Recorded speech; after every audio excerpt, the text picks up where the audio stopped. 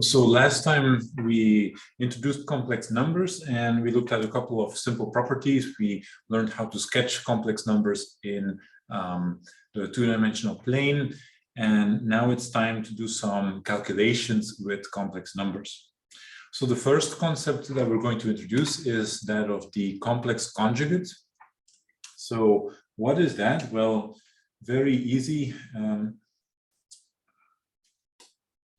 Very easy, but my pen is not working. So just 1 second.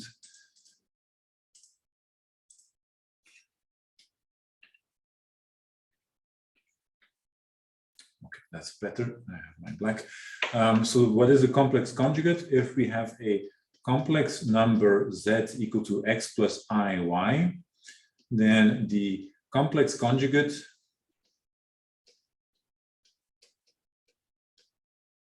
is denoted by z with a bar, z bar, and is given by x minus I times y. So you replace the plus by a minus. You change the sign of the imaginary part. And so, for example, if we have the complex number 5 plus 3 times I, and we take the complex conjugate of that, the real part stays the same, and the imaginary part changes sign. Or if we have the complex number pi minus 7 times I, the complex conjugate of that is pi plus 7 times I. So you just change the sign, very straightforward. And so some properties of the complex conjugate, if we take the real part of a complex number, of a complex conjugate, we've already seen that the real part, the x, doesn't change. So the real part stays the same and is the same as the real part of the number itself. So in this case, here the real part was 5. The imaginary part, on the other hand, the imaginary part, that's the y here in the complex number. And if you take the conjugate, that turns into minus y. So the imaginary part of z bar is minus the imaginary part of z itself. And then moving on, what is the modulus of a complex conjugate? Or rather, well, we could do it like that. Well, the modulus is given by the square root of the x and the y coordinate squared. So the square root of x squared plus minus y squared.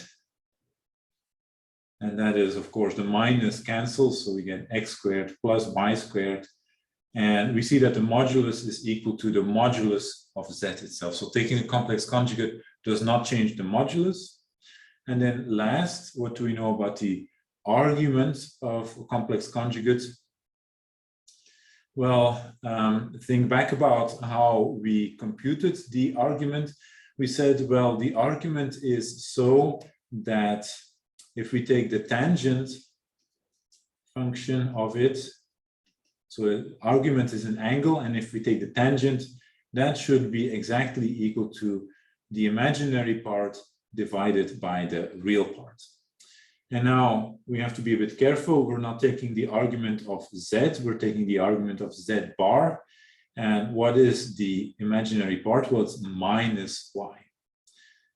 And minus y over x, that is also equal to minus the tangent of the argument of z.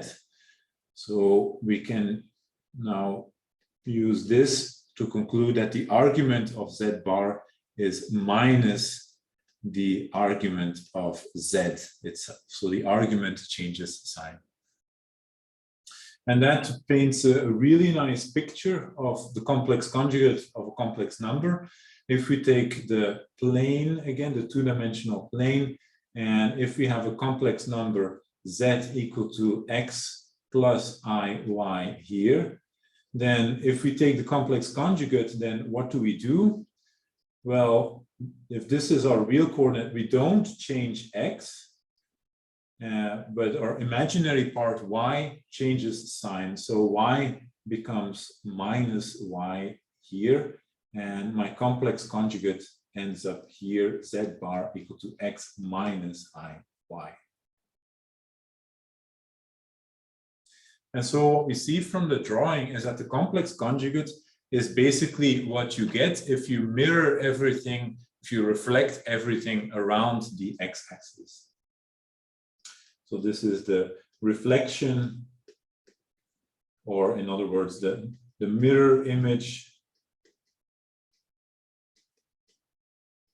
of z across the x-axis.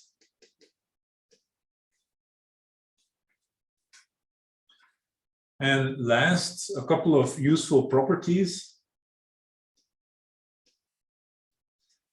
If you have a complex number z, and that number happens to be equal to its complex conjugate, then what that tells you is that this complex number secretly is a real number. And the implication goes the other way as well. If you take a real number is a complex number where the imaginary part is 0. So real numbers are special cases of imaginary numbers. And if you take the complex conjugate of a real number, that doesn't change anything because we don't have an imaginary part. And likewise, if we take a complex number and we take its complex conjugate and we find that the complex conjugate is minus the number that we started from, then that means that z is purely imaginary.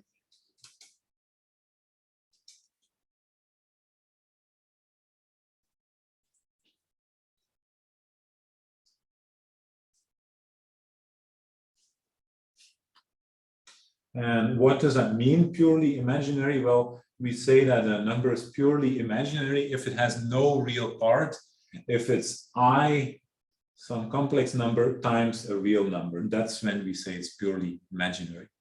And you can see that indeed, if we take this number and take the complex conjugate, y will change into minus y, and z bar or z will change into minus z.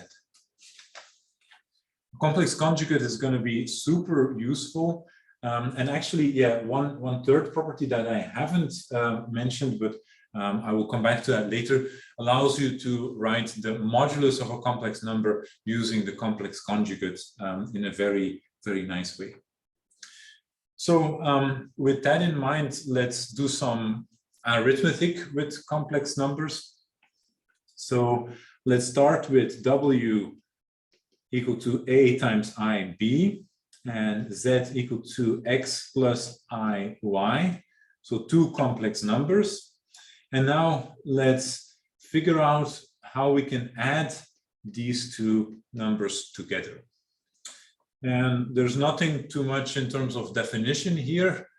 So let's just write out what that could be. Well, we have a times ib plus x plus iy.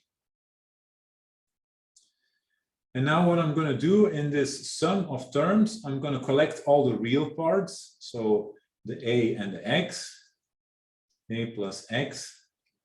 And now I'm also going to collect all the imaginary parts, ib plus iy. So I get plus I times b plus y.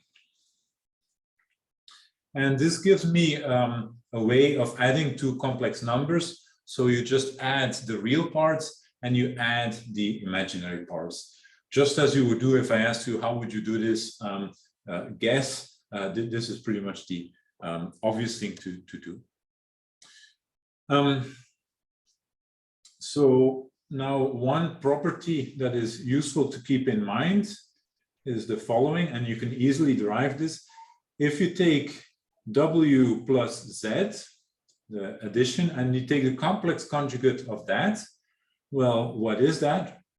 We have here what the sum of the two complex numbers is. So now let's take the complex conjugate, that is a plus x minus I times b plus y. And now we can pull this apart again and write this as a minus ib plus x minus IY. And if you look at this, you recognize in this first part is the complex conjugate of W, and the second part is the complex conjugate of Z. So if you do you take the complex conjugate of a sum, that is the same as taking the sum of the complex conjugates. So now there's something more to be said about the addition of complex numbers. And that is referred to by means of the parallelogram rule. So it turns out that adding two complex numbers together has a very nice interpretation in the complex plane by means of a small parallelogram that we can draw. So here I've drawn two complex numbers. Let's call this one Z, and let's call this one W. And now let's figure out what Z plus W could be. Well, it turns out that that sum is the complex number that you get if you draw a parallelogram. So the dashed lines here are parallel to the sides in orange. So you draw this kind of shape. And then what happens is that this point right here will be W plus Z.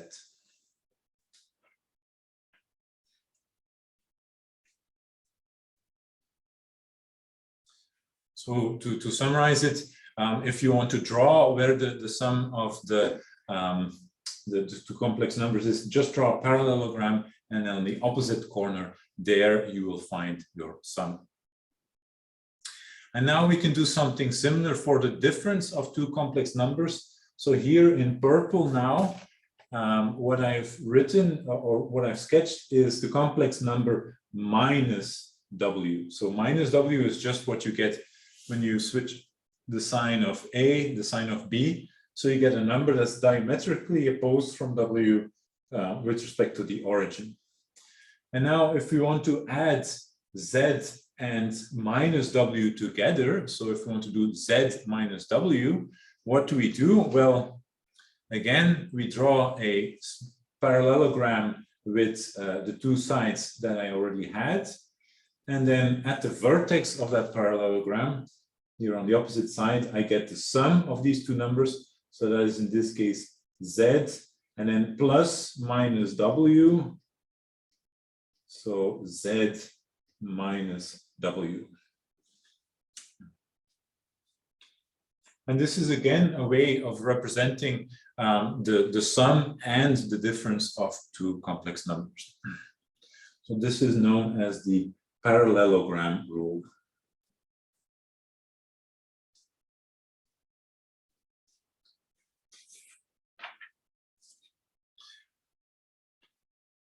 Okay, and yeah, it was missing one last edge there. Okay, so now that we know how to do the sum of two complex numbers, we can think about what it means to multiply complex numbers. And here, this is also going to be very straightforward. The only thing that you have to keep in mind is the ground rule. If we see I multiplied by itself, so I squared, that is always equal to minus 1. So if we take our W and our Z again and we multiply them just naively, we write them out in components like this, times W, sorry, not W, X plus I, Y. Then we can use distributivity to work out the multiplication. So we get A times X plus I times BX plus I times AY plus I squared BY. And now you see what happens. In the last term, we have an I squared, so that is equal to minus 1. And we get a number of terms. We get a real term here, a real number here, and a complex number here, and or an imaginary number here and here. So now let's collect those terms and clean up our expression bit. So we get ax minus by plus I times bx plus ay.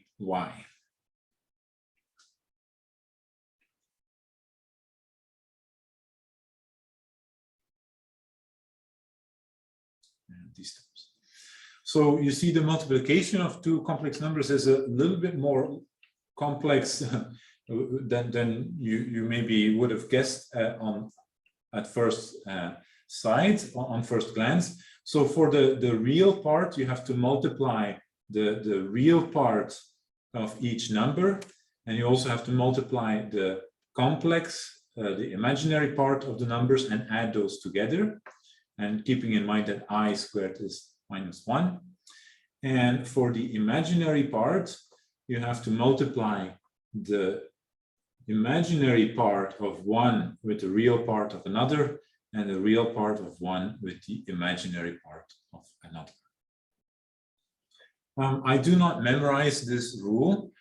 If I have to multiply two complex numbers, then I just work out the multiplication, and then I do this whole thing with I squared is equal to -1, but I'm just using numbers instead of a, b, and x, y. And so now, with that definition in mind, we can look at a special case involving the modulus of complex number. So if we take z, complex number, and we multiply it by z bar, what do we get? Well, that is x plus iy times x minus iy. That's what conjugate means. And now we multiply that out, we get x squared, and then iy times minus iy, that's going to give me plus y squared, because yeah, I squared is -1, but I have a minus here, so that turns into plus. And then I get plus I times yx, and then x times minus iy, so minus xy. And of course, we see that this term vanishes, this is 0, and we're left with x squared plus y squared, which is, by the way, a real number. And not only that, it's a real number with a very special form. This is the modulus of z squared. So from this, we get a special rule. We get a rule that says, if we multiply a complex number by its conjugate, what we get is the modulus squared. And in particular, this is a real number, not a complex number or not a number with an imaginary part, just a real number.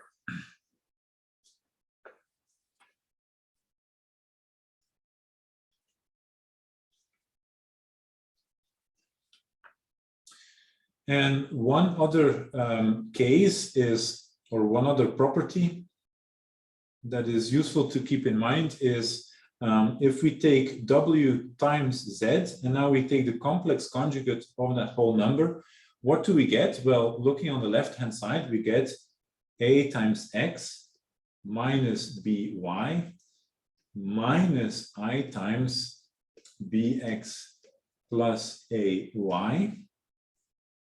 Okay, that doesn't really tell us that much yet, but now let's also look at w bar times z bar.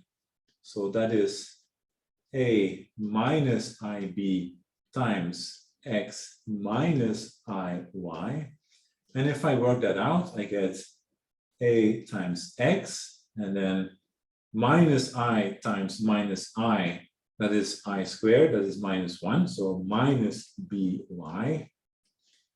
And then I get minus I bx, so minus I bx, and a times minus I times y, so plus ay if I bring the minus I up front. And now if you compare what we have here with what we've just calculated, then you see those quantities are the same. So from this, we can conclude that the complex conjugate of a product is equal to the product of the complex conjugates. And so I put the dot just to indicate, yeah, that's a multiplication. The dot means multiplication. So this is very useful in calculations, where often if you think a bit about which order do you take the complex conjugate and the multiplication in, sometimes you can simplify things a lot that way. So now, continuing on the product story, let's look at the product of two complex numbers that are written in polar form. So now I'm going to take my complex number W to be some constant R times cosine theta plus I times sine theta. So remember, what does this mean? Well, this R here is my modulus, and theta is my argument of W. And I'm also going to take another number Z, S times cosine phi plus I sine phi. And here S is the modulus of Z, and phi is the argument of Z. And now let's multiply those two numbers. So we get R times cosine theta plus I sine theta times S cosine phi plus I sine phi. R and S can be collected up front. And now let's work out what the cosines and the sines tell us. Well, we get cosine theta cosine phi. And let's immediately group the real and the imaginary part. So minus sine theta sine phi, and then plus I times sine theta cosine phi and cosine theta sine phi.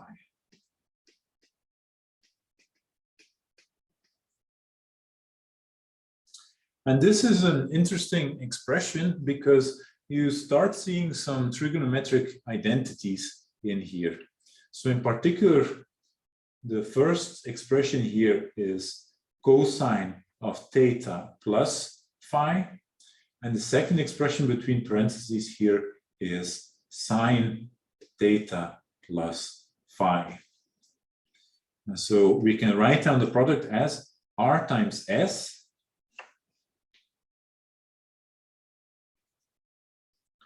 cosine theta plus phi plus I times sine theta plus phi.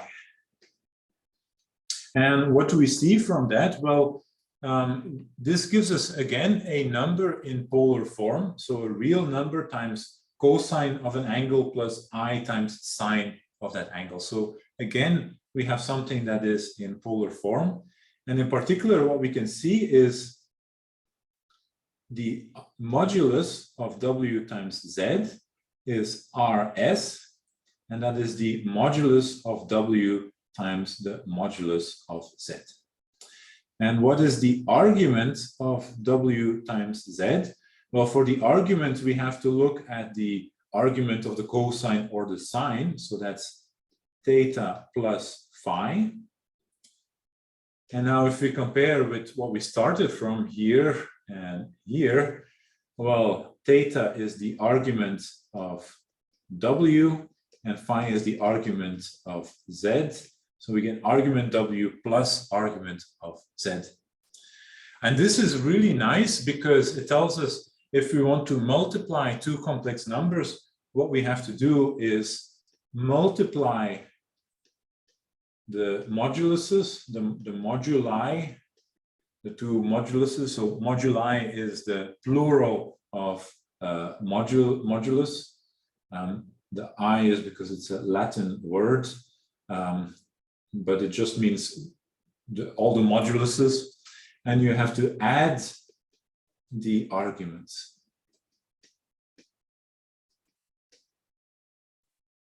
And that is to multiply two complex numbers.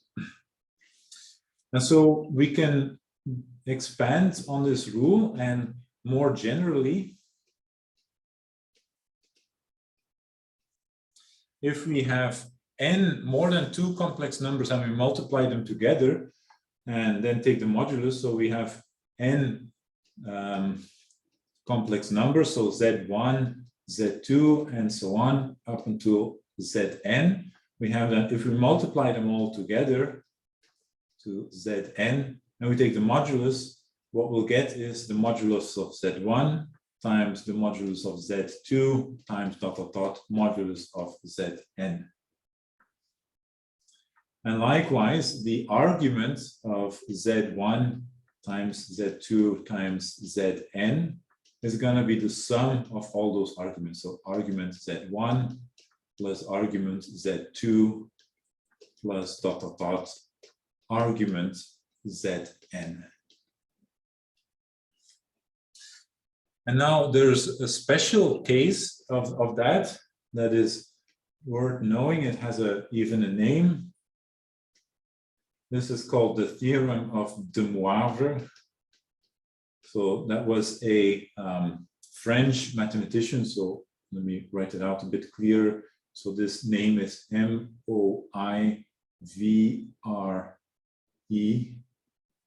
And I think he was a knight or some kind of nobleman. And you know, in those days, noblemen had a lot of free time. So he liked to entertain himself with mathematics and came up with some theorems, and this is one of them. So here, what we're going to do for this special case is we'll take a complex number,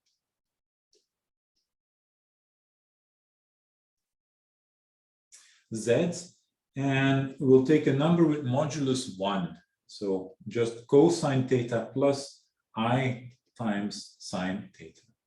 So note that the modulus of z here is equal to 1.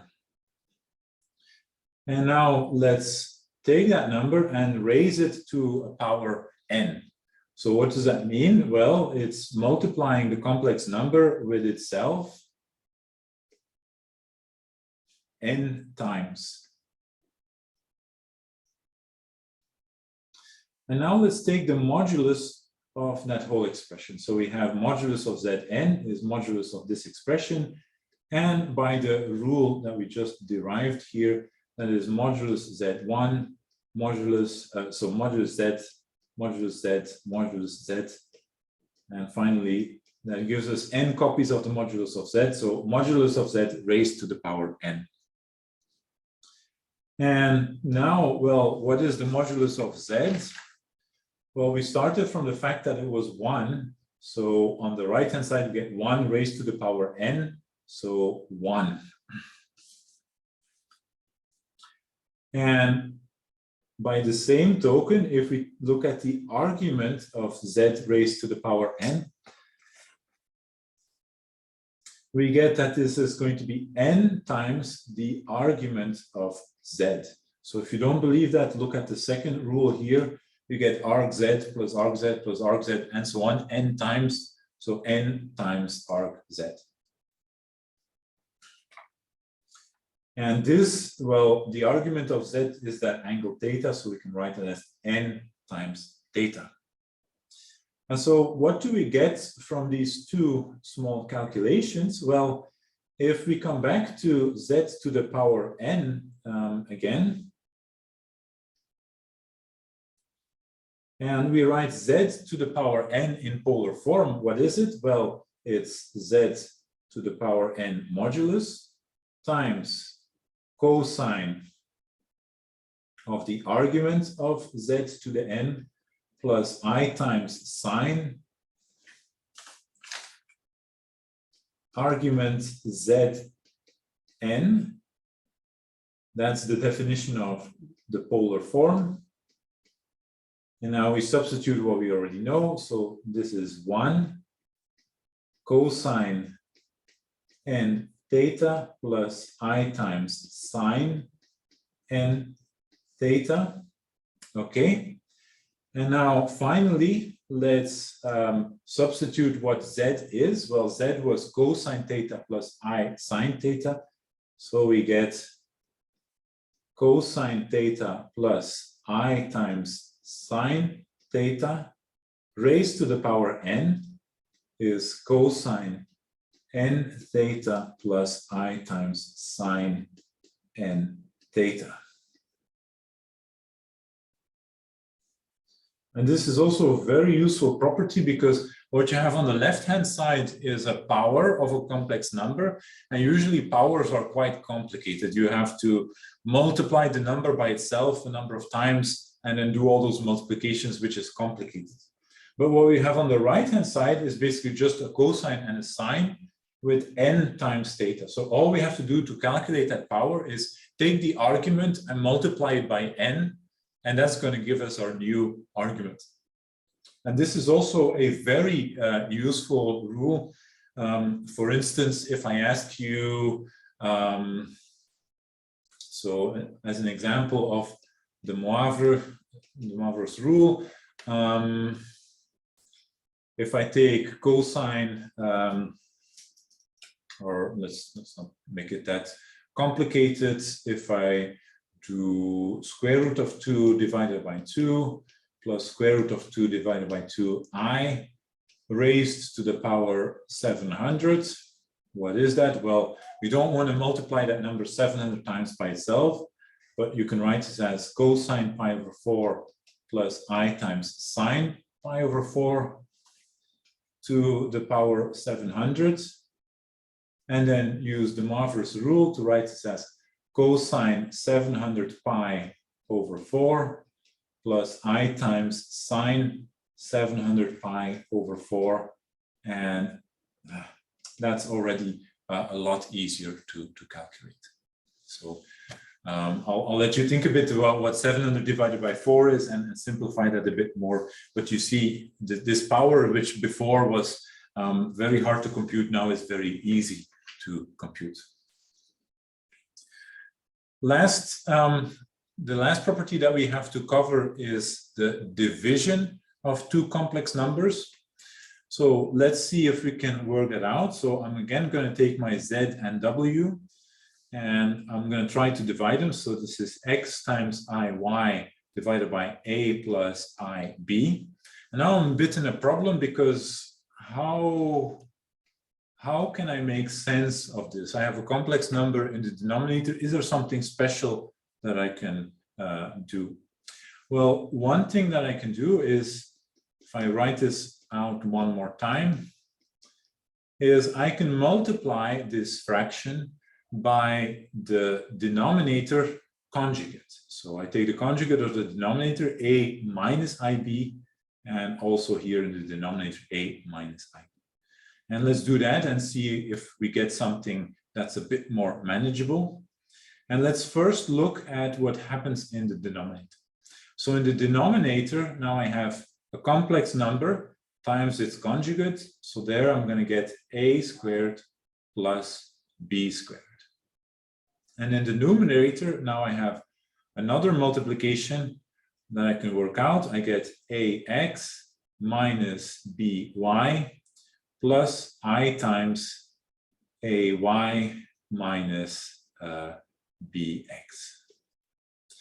And last, what I can do is I can collect all the real terms and all the imaginary terms and write it as ax minus by a squared plus b squared plus I times ay minus bx a squared plus b squared. And this makes it clear. So here, again, we have the real part and we have the imaginary part. So we've succeeded in making sense of what this division is, but you'll probably agree this is quite a complex formula. So what I would suggest is do not memorize this formula. Instead, what you should do is, if you have to do this calculation, just rederive, just do the calculation.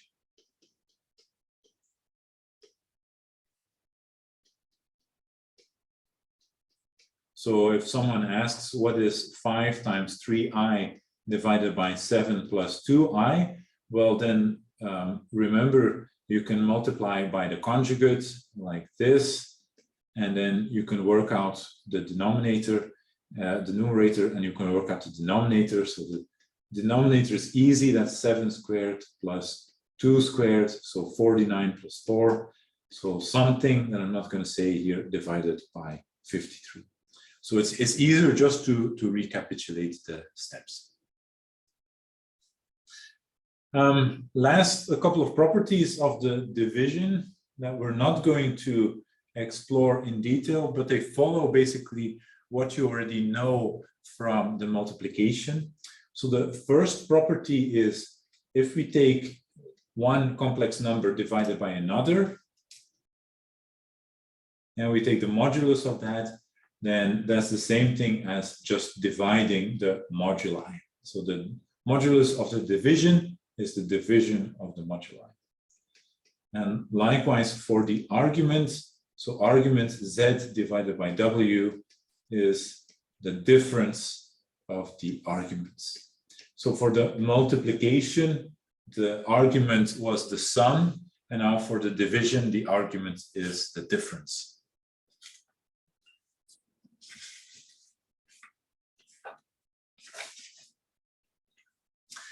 And then to finish off our little section on complex numbers, a couple of useful properties and then some examples. So we've already seen some of those properties, but I want to remind you of them. So the conjugate of a sum is the sum of the conjugates. The conjugate of a product is the product of the conjugates, ZW bar. If you take the conjugate twice, remember 1 times conjugate that turns y into minus y, and then another conjugate is going to turn y minus y back into y. So if you do the conjugate twice, you get the original complex number back. And then last, if we take a complex number to a power n and we take the conjugate of that, that is the conjugate raised to that power. And then one other property that is useful to keep in mind. So if I take 2 complex numbers and I multiply them together and I end up getting 0, if that happens, then I know for sure that either z is equal to 0 or w is equal to 0. So sometimes this can also be useful. Last, so special trick.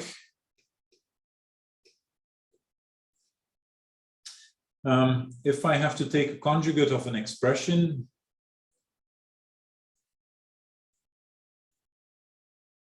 and it's going to become clear what I mean by an expression, then you can just replace I by minus I everywhere. So for example,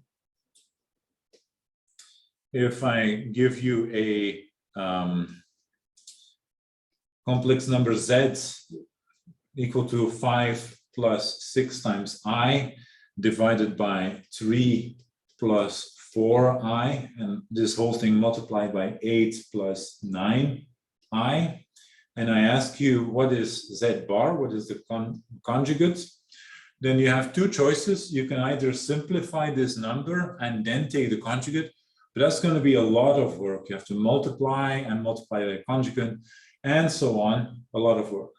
But what you can do instead is everywhere that you see an I, you change that into minus I. So given that I have an I here, here, and here, what I can do is I replace it by minus y, so get 5 minus 6i, 3 minus 4i, and then 8 minus 9i. And you get the correct answer, and you can check that it's correct, but without having to do any intermediate multiplications. And this also works if you have a complex number z in the expression.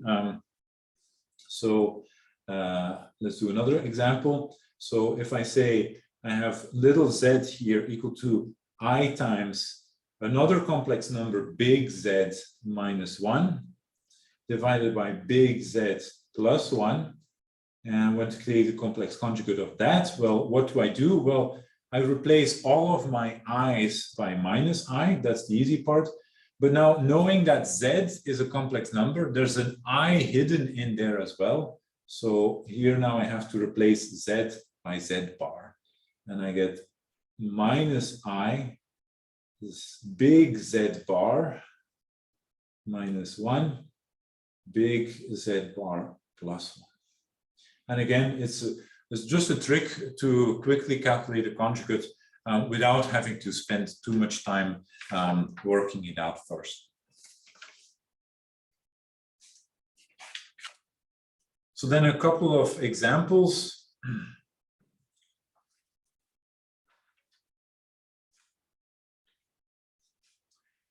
I will make a small selection so we don't go too much over time.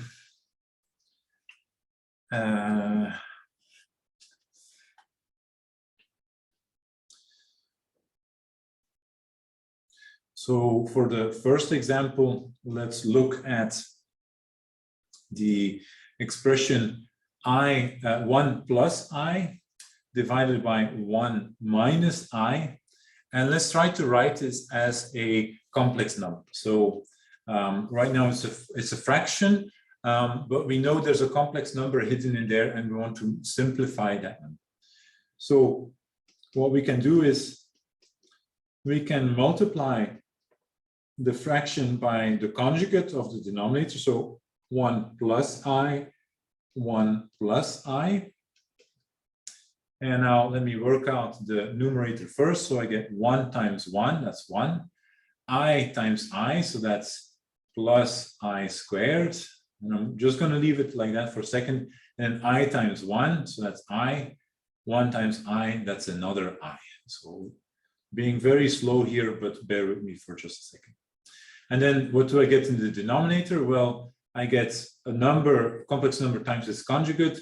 So I get the modulus squared, 1 squared plus 1 squared. And now I can, of course, simplify that a little bit. So I squared is minus 1. And now I get that 1 here and minus 1 here cancel. And I'm left with 2 times I for the numerator. And for the denominator, I have 1 plus 1, so that's 2. And I get, as a final result, I. So this is maybe a bit surprising if you see it in for the first time. So we started with this rational function thingy with a lot of i's in it. But when we simplified it, it turns out that this whole expression was just nothing more than a complex number I in disguise. As a second example, let's look at the number I raised to the power 2022. So what is that? Well, for that, we can use some of our calculation rules. We can first write this as I squared raised to the power 1011, because 1011 times 2, that's 2022. And now I can write I squared as minus 1 raised to the power 1011. And given that 1011 is an odd number, minus 1 to the power something odd gives me minus 1 again. And now for the last example, we're going to do something a little bit different, maybe a bit more complex. So in the complex plane, we're going to make a sketch. So sketch the region in the complex plane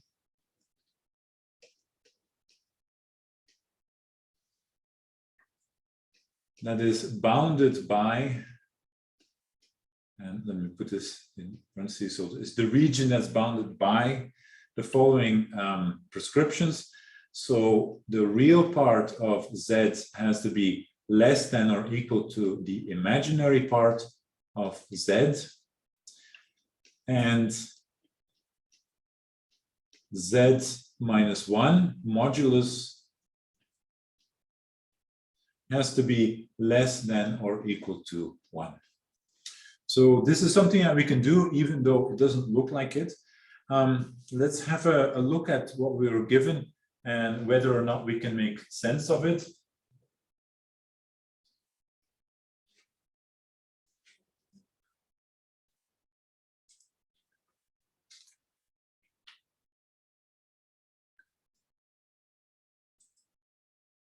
And you will excuse me for just a second. I've done something to my presentation. Just give me one moment while I address someone at the door of the lecture room here. Just one.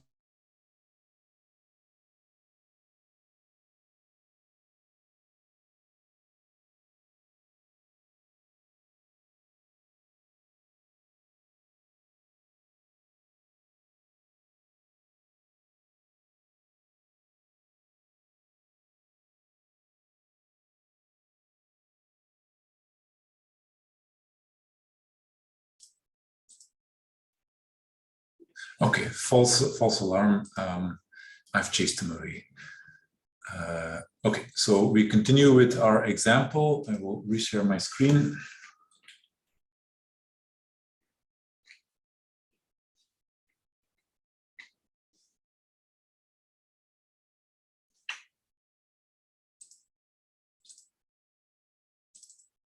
Okay, so we were here. I want to sketch that region. We had first this inequality here. Let's see what that means. So keep in mind, let's say this is the first thing that we want to look at. What does that tell us? Well, if I have a complex number and I write it in standard algebraic form, then I know that the real part is equal to x and the imaginary part is equal to y. So then the condition that I'm asked for is basically saying that x should be less than or equal to y. And if I graph my complex plane like so, then the first bisector, the diagonal line that I'm drawing now, has equation x is equal to y. And I'm not asked for x equal to y, I'm asked for all points that are such that x is less than or equal to y. So what I end up with is this condition is basically asking me for all the points that are to the left of this line. So that I'm shading here.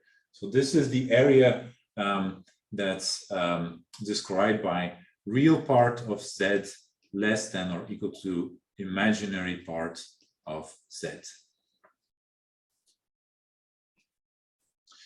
Okay, and yeah, if you see that if that doesn't come right away, just think of some points that could be in this region. So a point with a very high but negative x value is going to be somewhere here, and y0. So that's definitely going to satisfy that inequality, and it's going to be in.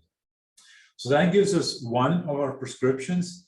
And now the other one here, 2, tells us that z minus 1 modulus has to be less than or equal to 1. And let's focus a bit on that z minus 1 modulus. So that is the modulus of x minus 1 plus iy. So all I've done is I've substituted the definition of z back in there. And now let's write that out. What is it? Well, the modulus is a square root of the real part, x minus 1 squared, plus the imaginary part, y squared. And now this whole expression has to be less than or equal to 1. So let me write that down one more time, because we'll soon see what this tells us. So we get square root of x minus 1 squared plus y squared less than root to 1. And now I can take the square of both sides, and I get x minus 1 squared plus y squared less than or equal to 1. And this thing on the right-hand side, this should already start ringing a bell. So if I wrote this as x minus 1 squared plus y squared is equal to 1, then you would immediately say this is a circle with center the point 1, 0 and radius equal to 1.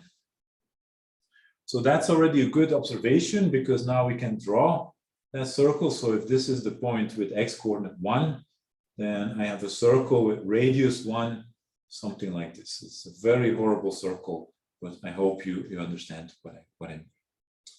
Actually, let me draw it just a bit nicer, like this.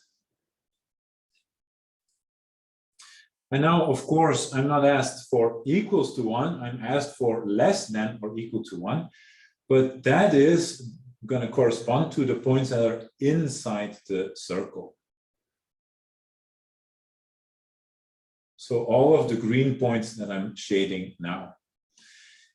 And now to wrap it up, well, I'm not interested in one area just by itself.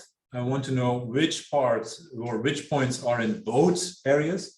And you can see, well, that corresponds to the area that I'm shading in yellow here, the points that are both on the left side of the line and inside the circle.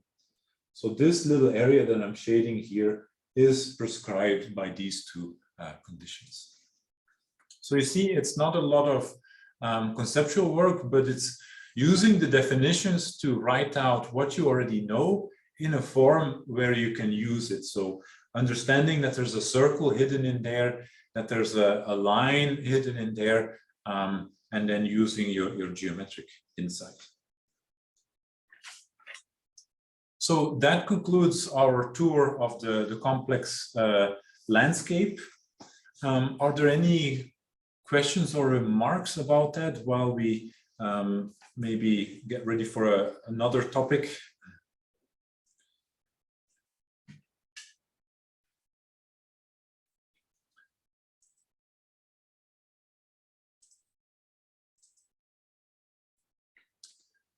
If not, then we can move on to the next topic.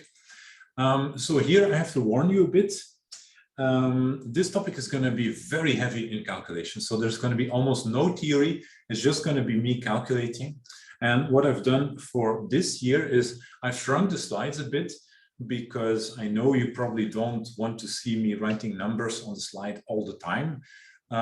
So I will explain what you need to know, and then I will provide some videos from last year where I do more of these calculations.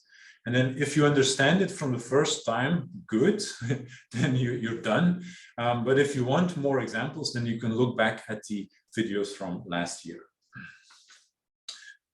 So this topic is going to be talking a bit about the theory of polynomials. So we've used polynomials very informally. We've looked at roots of quadratic functions.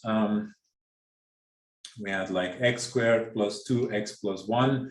And then we said, okay, we can write it as x plus 1 squared and so on. So we can handle polynomials. But there's more that we can say about polynomials with higher degree. We can ask ourselves, well, if I have a polynomial of degree 3, does it always have 3 roots? If I have a polynomial of degree 5, does it have to have 5 roots? Can it have more? Can it have less? And so on. So these are a bit the questions that we're going to be answering. And before we can get to that, for the rest of this lecture, and probably also a bit on Monday, we're going to look at some common manipulations with polynomials.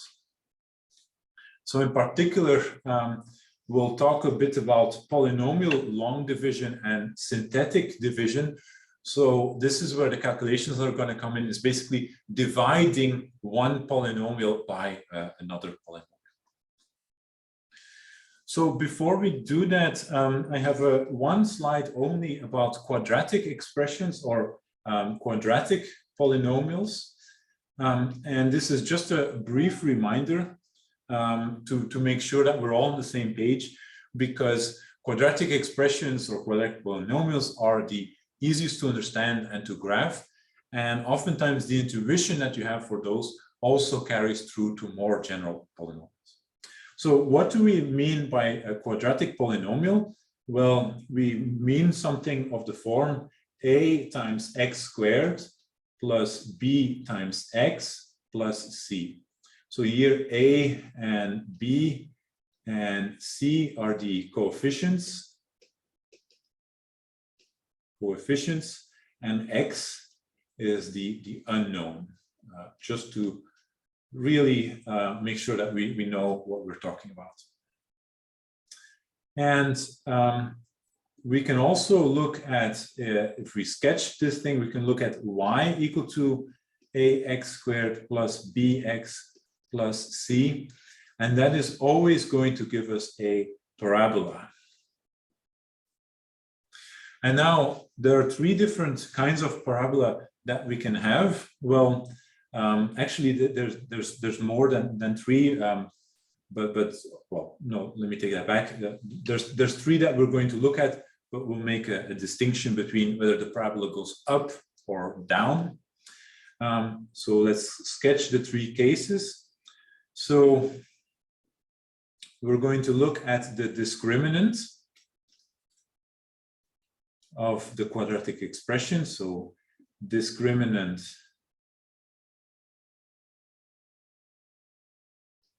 d is given by b squared minus 4 times ac, and we're going to distinguish three cases based on it. So the first case is the discriminant is bigger than 0. So what does that mean?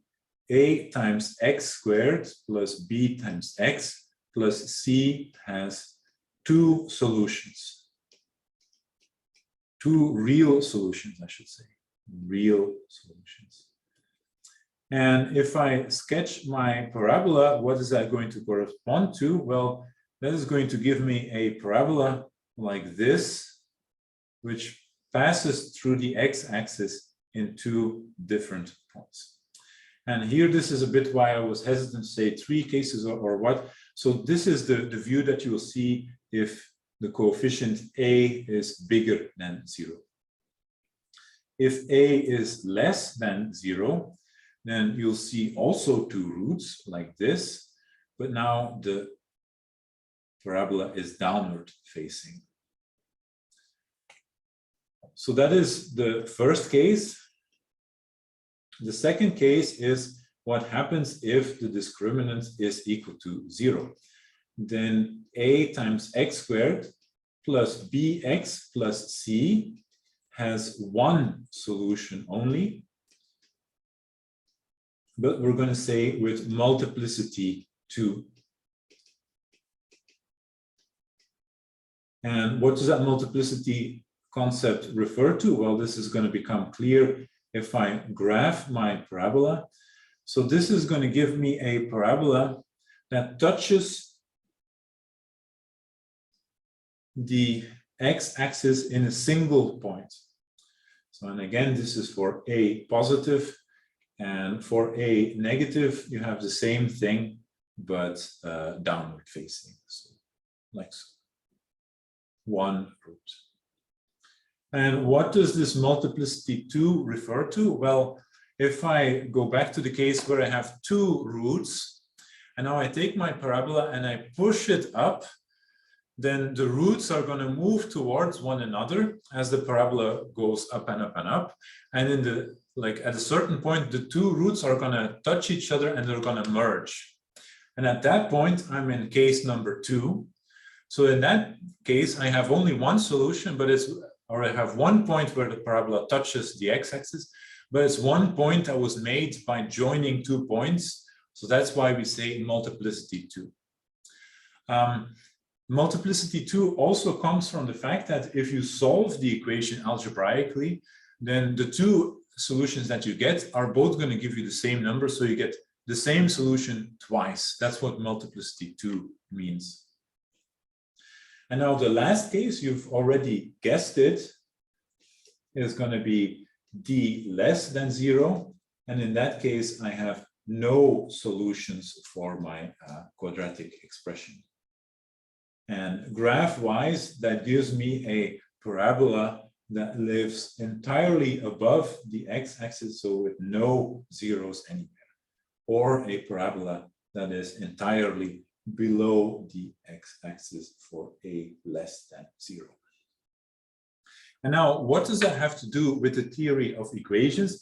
So here we've seen that for a quadratic expression, we can have either two solutions, we can have one solution, or we can have no solution, so zero solutions.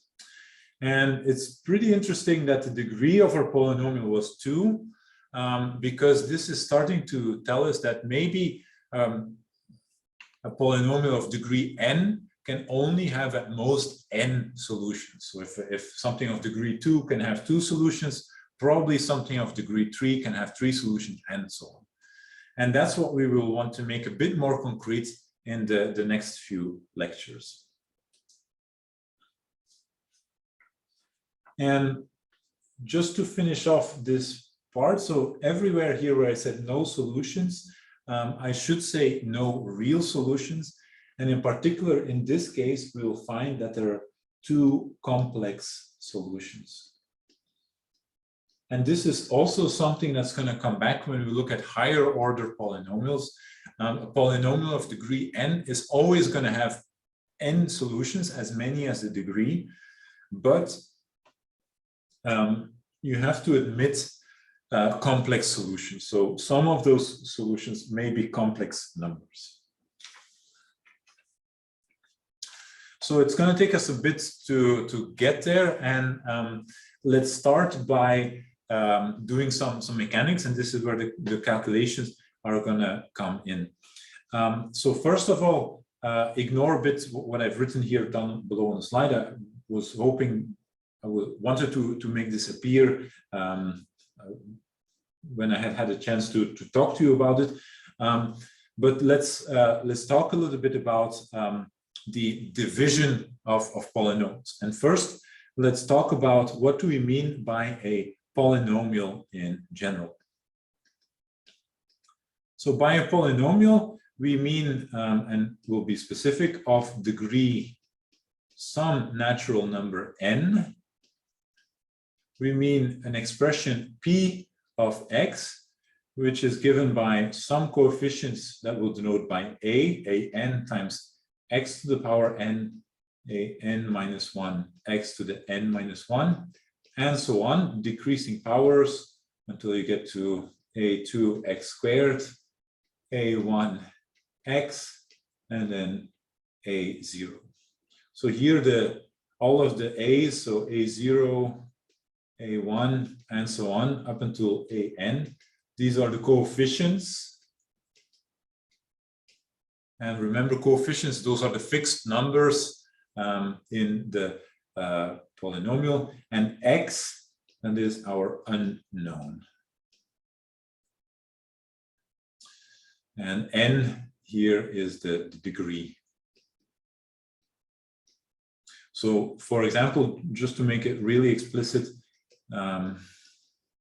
if we write 7x cubed plus 5x squared plus 12x minus 3, then the degree of the polynomial is 3. That's the exponent of the highest term here. And the coefficients are 7, 5, 12, and minus 3.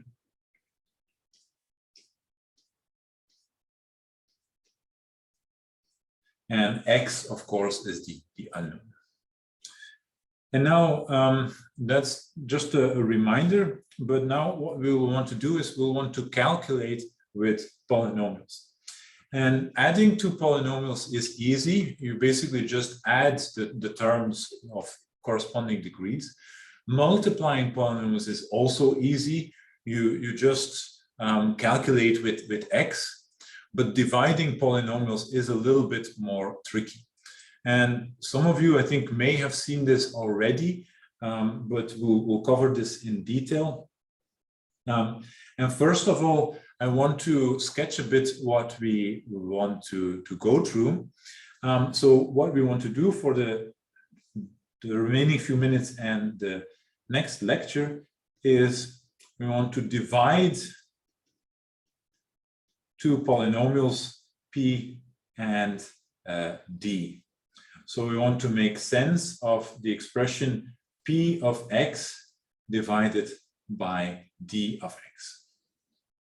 And we've already recognized this as a rational function, but now we want to maybe simplify that a little bit. And so for example, to make it very straightforward, if I take, for instance, something like x squared plus 2 times x plus 1 divided by x plus 1, well, what I can say is that numerator that looks like x plus 1 squared, and then I'm dividing by x plus 1. So the x plus 1 squared cancels the x plus 1, and I'm left with x plus 1. And here, this relied on, I recognize, or we recognize that the numerator had a special form, x plus 1 squared, and therefore we were able to divide these two polynomials by one another. But in general, if I give you something complex like this thing, you won't be able to recognize that on sight. Luckily, what we can say is that if I have two polynomials p and d like this, and let me maybe write this in a color. If I have p divided by d,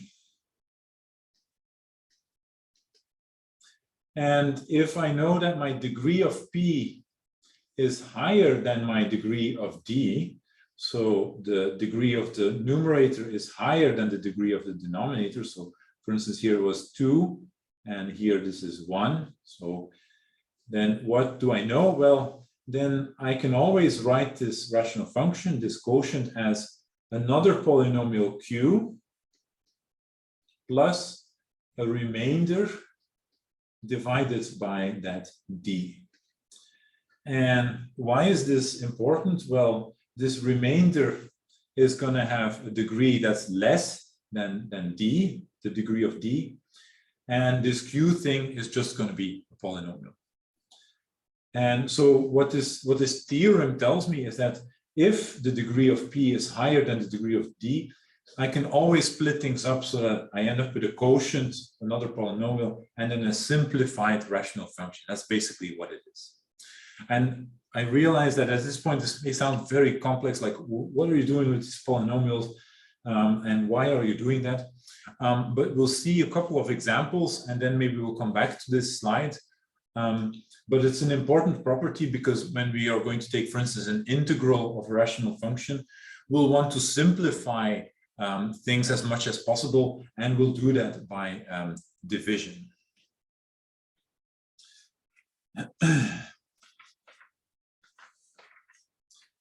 So with that, there's time for just one of the algorithms, and I will work through an example and then basically give you some more examples to think about.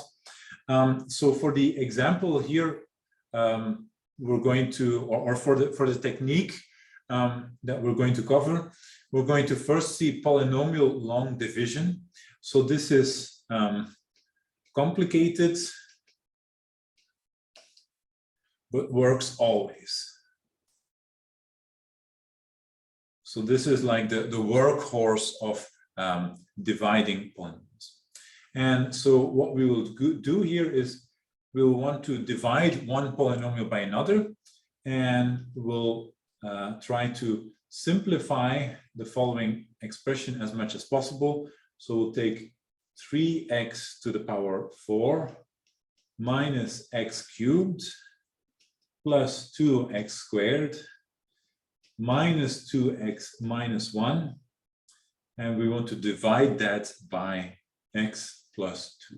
And you want to simplify that resulting expression as much as possible.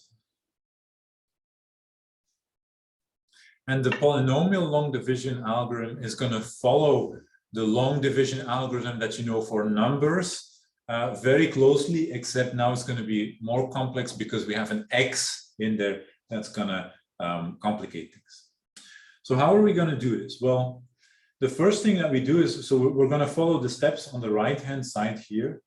And the first thing that we'll do is we'll write the numerator, 3x to the power 4 minus x to the power 3 plus 2x squared minus 2x minus 1. We'll write this like so. We'll draw a vertical line and then a horizontal line, and we'll put the denominator x plus 2 here. So now we have our sheet of paper set up, and now we can do the division. So for the first step, we're going to look at the leading term of our polynomial, 3x to the 4, so the leading term of the numerator, and the leading term of the denominator, x, so the leading term of the denominator. And we're going to divide 3 times x to the power 4 by x. So 3x to the 4 divided by x, that gives us 3x cubed, 3x to the power 3. So we write that down. That's going to be the first term in our result. And now we go to the second step in our algorithm, number 2 here, and we take the result that we just obtained, and now we multiply this back by the divisor. So the thing that we've written here. So we do 3x to the power 3 times x, and we write that here, 3, so that gives us 3x to the power 4, and then 3x to the power 3 times 2 gives us 6x cubed, so plus 6x to the power 3.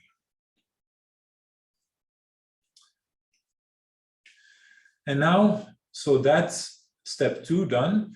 For step 3, now we're going to subtract 2 expressions that I just obtained. So I'm going to look at these 2 terms here minus these 2 terms. And you see 3x to the 4 minus 3x to the power 4, that cancels, that's 0.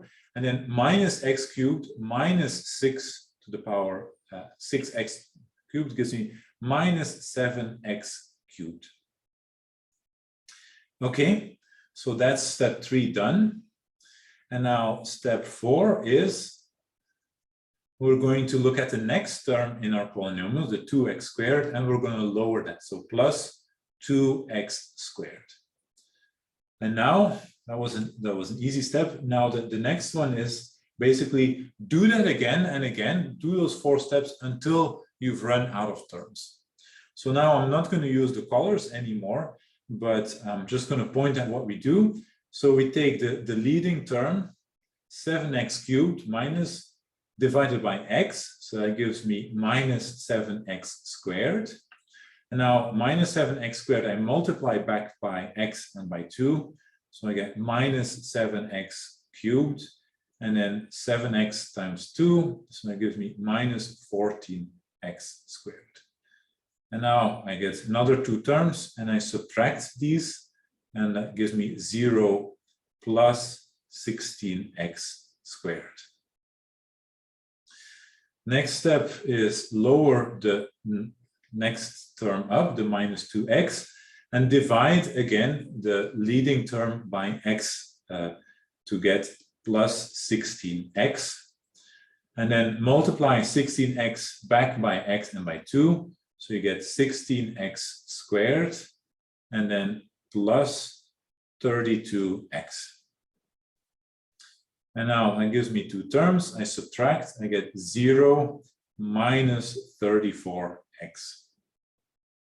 And then as the last iteration, I drop the minus 1 here. And now I do the same thing. I divide by x. So I get minus 34. And then multiply back. So minus 34x minus 68. And I'm almost done. So I subtract these two, I get 0 and then 1 plus 68, so minus 67. Sorry, no, not minus 67, plus 67. Okay, so at this point, our algorithm terminates. And before we wrap up for today, let's look at what this gives us. Well, what you end up here, this is going to be the quotient of the two polynomials. So we'll denote it by Q of x. And what you end up with here, that's going to be the remainder of the two polynomials. So I write it here as R of x, like a polynomial itself, even though it's just a constant, because in general, it doesn't have to be a constant. It can be itself a polynomial. And so now what I want you to do to double check this is I want you to take, so if we call this P and we call the denominator D, what we've shown is that P divided by D is equal to 3x cubed minus 7x squared plus 16x minus 34 plus, so this was my quotient, Q of x, plus the remainder, 67, so that was my remainder, divided by x plus 2. So in other words, divided by my divisor. And what I want you to do is check that if I take my divisor and I multiply by my quotient and I add my remainder, that I get back my original polynomial. So this is a good check to make sure that you haven't made any mistakes. So in other words, check that x plus 2, that's the thing that we're dividing by, times the quotient minus 7x squared plus 16x minus 34 plus 67, that has to be equal to P of x that you have on top of the slide. So with that, I will stop here. Sorry for going a little bit over time. We'll continue with another algorithm for dividing two polynomials next time. It's a simpler, faster algorithm, but it doesn't work in all of the cases, or it does get a bit complex when the polynomials are too large. I will also share some videos for more examples of this if this is a completely new technique. And during the exercises, you will likewise also get some exercises to solve on dividing polynomials and working with that. So with that, again, thank you for your attention, and I hope to see you next week on Monday. So thank you, everybody, and have a good evening.